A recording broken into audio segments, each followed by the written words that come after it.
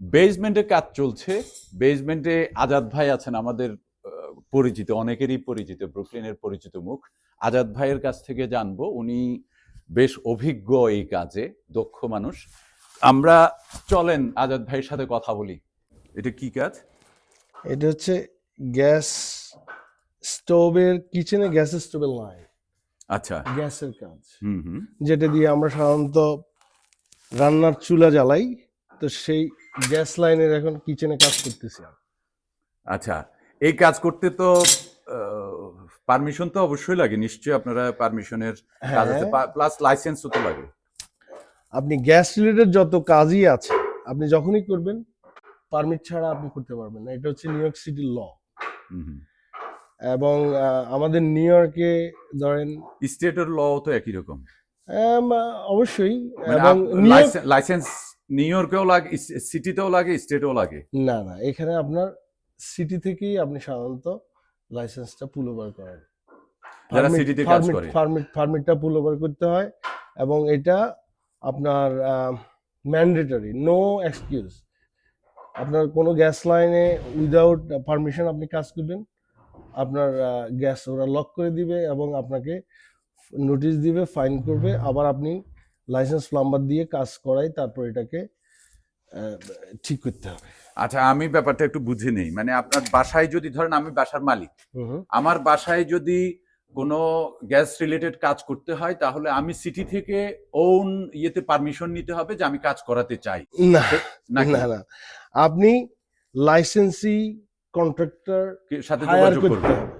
Contractor আপনার সাথে যদি কাজের সবকিছু ঠিক হয় তাহলে সে সিটি থেকে পারমিশন নিয়ে সে তার লোকজন দিয়ে কাজ করে। ও আচ্ছা, মানে কি কাজ করতে হবে সে জেনে তারপর সেটা উল্লেখ করে সিটি থেকে পারমিশন নিবে। আচ্ছা আচ্ছা, গুড।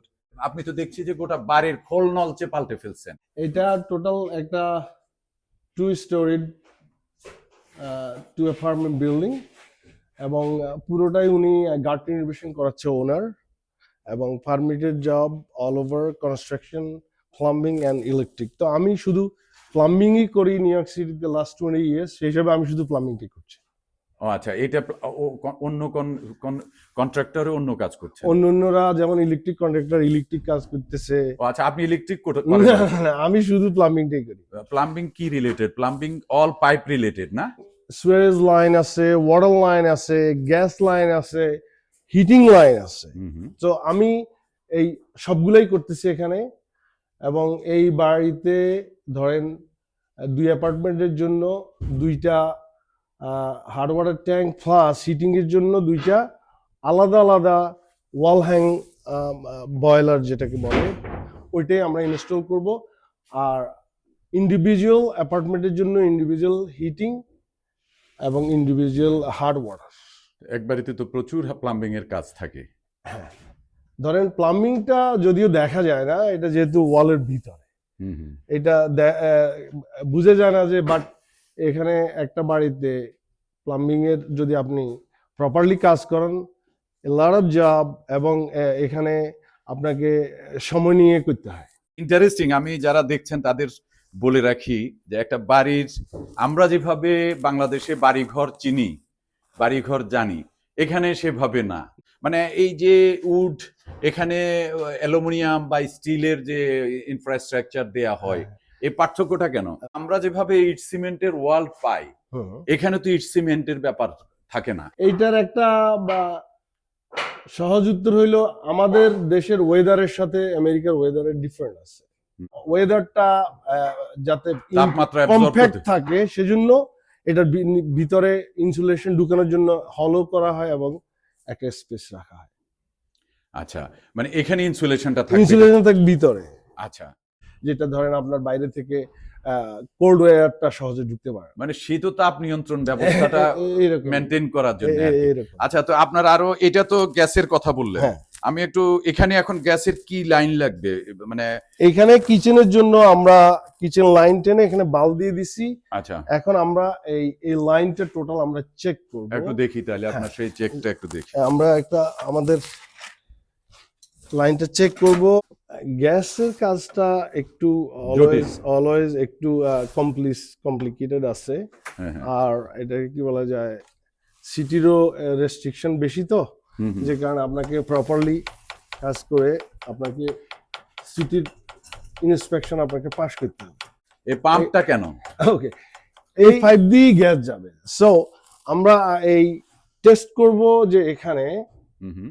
হাওয়া ঢুকিয়ে টেস্ট করব যে যাতে এখানে কোনো এয়ার লিক আচ্ছা, পাইপে কোনো লিক আছে কিনা? রাইট, যে কারণে আমরা আগে নিজেরা করে নিই, তারপরে সিটি ইন্সপেকশনের দিনও আমাদেরকে সেম ভাবে এরকম গেজ দিয়ে শো আপ করতে হয় যে Is no good. Leak, is good. then they're gonna like give you it's okay. সাধারণত আমরা ধরেন 30 পাউন্ডে এটা টেস্ট করি সিটির সামনে, কিন্তু আমরা এখন ধরেন 30 পাউন্ডের চেয়ে একটু বেশি দিয়ে আমরা টেস্ট করছি। বাল্বটা লক করলাম, এখানে গেজটাকে আমরা সেট করলাম। If this gonna drop then there is a leak. আচ্ছা, মানে ছুটে গেলে, এটা উপরে যদি উঠে গেলে, রাইট, ওকে, এখন এটা ফিক্স আছে যেহেতু, এর মানে দিস ইজ গুড। আমরা এই এখানে যে ইয়েটা আছে এটাতে ধরেন একটা মার্ক দিলাম। হ্যাঁ হ্যাঁ। আমরা ধরেন এটা চেক করব নেক্সট 15 মিনিট 30 মিনিট, সাধারণত আমরা 30 মিনিট নেই at least, মানে লিক থাকলে তো then উপরে উঠে যাবে এটা। he's gonna move, otherwise he's gonna stay on the same picture. আচ্ছা, এই যে কাজগুলো করেন, আপনি বললেন যে লাইসেন্স নিতে হয় বা অনুমতি নিতে হয়, এগুলো ছাড়াও তো কাজ করে ফেলে অনেকে। করে, হ্যাঁ?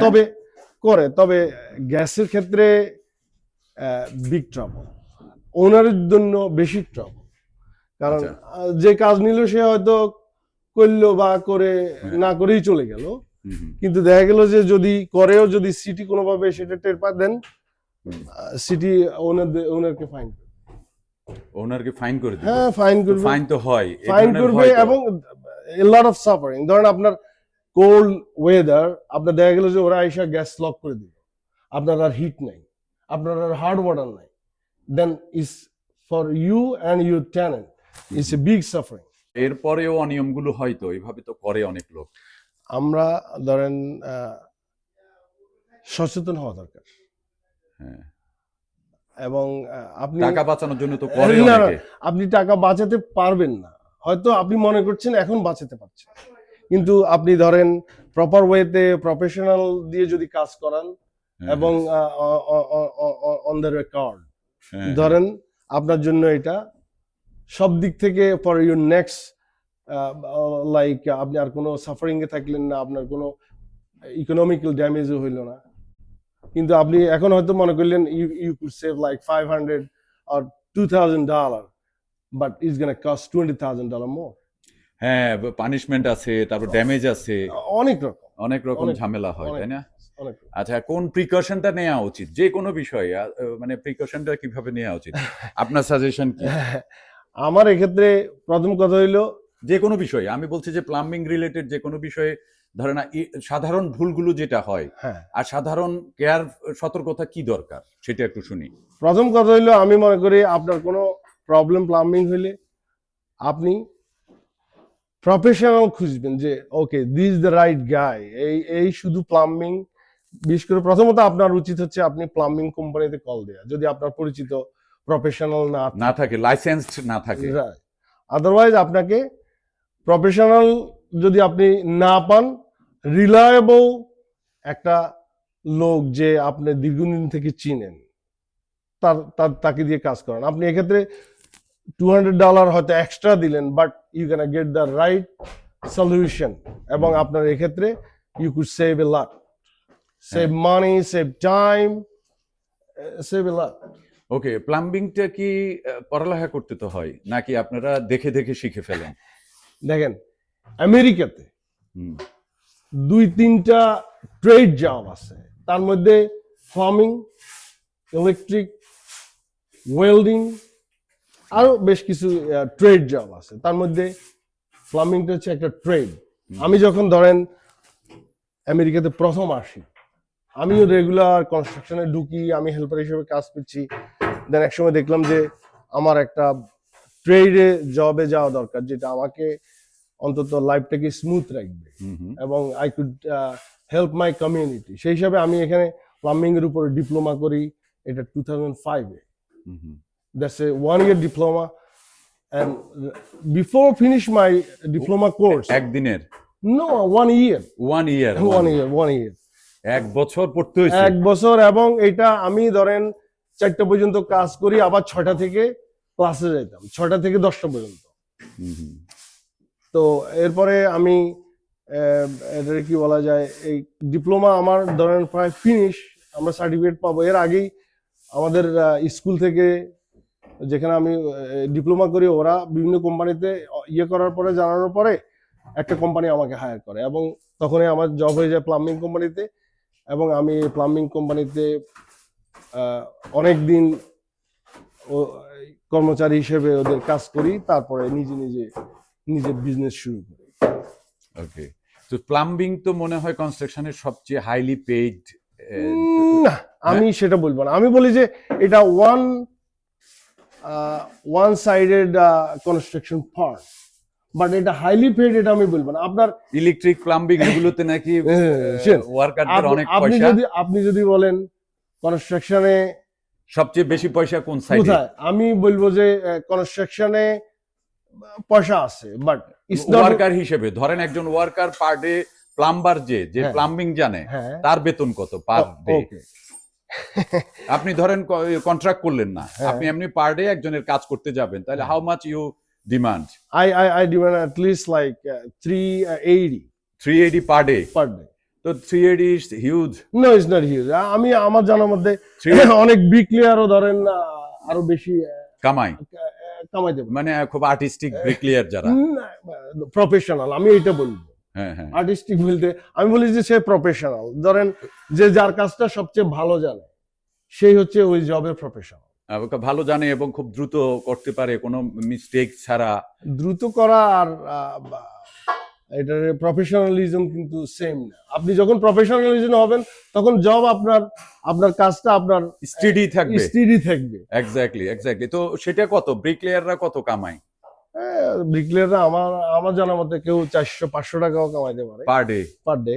সব ব্রিকলেয়াররা কি হাইয়েস্ট পেড জব না ইলেকট্রিশিয়ান? না, ওই তো আমি বললাম যে ট্রেডে ডিফেন্স, এটা ডিফেন্স। তবে ইটস অ্যান অ্যাভারেজ। ধরেন সিটিতে আপনার per hour as a plumber বা electrician like $45 starting per hour. Per hour Per hour. $45 per hour starting. এই ট্রেড জব। ওকে, বিশাল ব্যাপার। সো ওকে, অনেক ধন্যবাদ আজাদ ভাই। আজাদ ভাই, এটা কি পুরো কাজ আপনারা শেষ করে ফেলছেন না এখনো চলতেছে? আমার এই টোটাল বাড়ির ধরেন রাফিন কাজ শেষ। সো এখন এটা রাফিন ইন্সপেকশনে যাবে। রাফিন ইন্সপেকশন শেষ হওয়ার পরে তারপরে ধরেন আমাদের ইনস্টলেশনের কাজ আসবে। ধরেন আপনার টয়লেট, সিঙ্ক, মানে বাদ বাকি কাজগুলো হবে। হ্যাঁ, এই বাড়িতে তো প্রচুর কাজ, পুরো খোল নলচে যেহেতু পাল্টে ফেলেছে স্বাভাবিক কারণে। ওনার একজন ভদ্রলোক, এবং উনি দীর্ঘদিন কনস্ট্রাকশনের সাথে জড়িত, যে কারণে উনার যতগুলো কাজই আছে আমি দেখলাম, উনি চেষ্টা করেন ভালো জিনিসও লাগাইতে এবং প্রপার ওয়েতে প্রফেশনাল দিয়ে কাজ করা। আশা করি আমাদের আর বড় জোর 1 সপ্তাহের কাজ আছে টোটাল ইনস্টলেশন, এর বেশি নেই। আপনার কাজ? হ্যাঁ, আমার কাজ। আর বাড়ির কাজ শেষ হইতে তো অনেক দিন লাগবে, সেটা না হয় বাড়িওয়ালার সাথে আমরা কথা বলে নেব। এটা উনি ভালো বলতে। বাই দ্য ওয়ে, আমি আমার গ্যাস মিটারটা একটু গ্যাসটা একটু দেখে নিই আমরা যেটা করলাম টেস্টে। হ্যাঁ, এই যে দেখেন আমার দাগের মধ্যে সেম, এখনো সেমই আছে, আমি মার্ক দিয়ে গেছি। So my gas test is already perfect, so I could now take it off. Okay, শেষ করে দিলেন এটা? বাতাস বের করে দিচ্ছেন সব। এখন আর এটার কাজ নেই। এটা হলো আপনার গ্যাস ইয়েটা প্লাম্বিং গ্যাস। আমরা একটু গ্যাস পাইপিং। হ্যাঁ, ওকে, এটা হচ্ছে আমাদের মেইন সুয়েজ ট্যাঙ্ক। এটা all the way through bend রূপে গেছে, এবং এই লাইনটা আমরা অলরেডি থ্রু রূপের কাজটা গতদিন করছি। বেন্ট লাইনের মেইন এই লাইন আপনি বলতে চাইছেন যে এইটা নিচে নেমে গেছে, নিষ্কাশন ব্যবস্থা অল দ্য ওয়ে মেইন সুয়ারে এটা যে কানেক্ট হয়েছে, এবং এখানে যতগুলো আন্ডারগ্রাউন্ডের সুয়েল লাইন ছিল সবগুলোই আমরা নতুন করছি। পুরো কাজই নতুন হয়েছে আর কি। হ্যাঁ হ্যাঁ, ওকে। যদিও এখানে এখন সিমেন্ট দিয়ে দেওয়া হয়েছে, যে কারণে পাইপগুলো এখনো ভিজিবল না। আপনার সাথে আমার শেষ, আপনার সাথে শেষ। সো আপনি দেশ ও জাতির উদ্দেশ্যে কিছু বলবেন নাকি? না। একটু বলে ফেলেন যে আমি- সুয়ারেজ যারা করে বা প্লাম্বিং এর।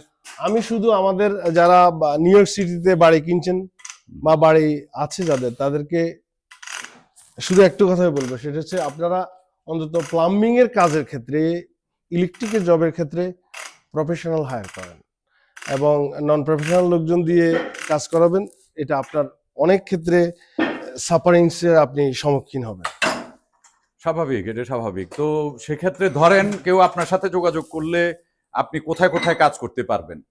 নিউ ইয়র্ক সিটির সব জায়গায়? নিউ ইয়র্ক সিটি 5 বড়তেই আমি কাজ করি, এবং এটা আমি স্টেন আইল্যান্ড, সেটাও তো বড়। Queen's, Manhattan,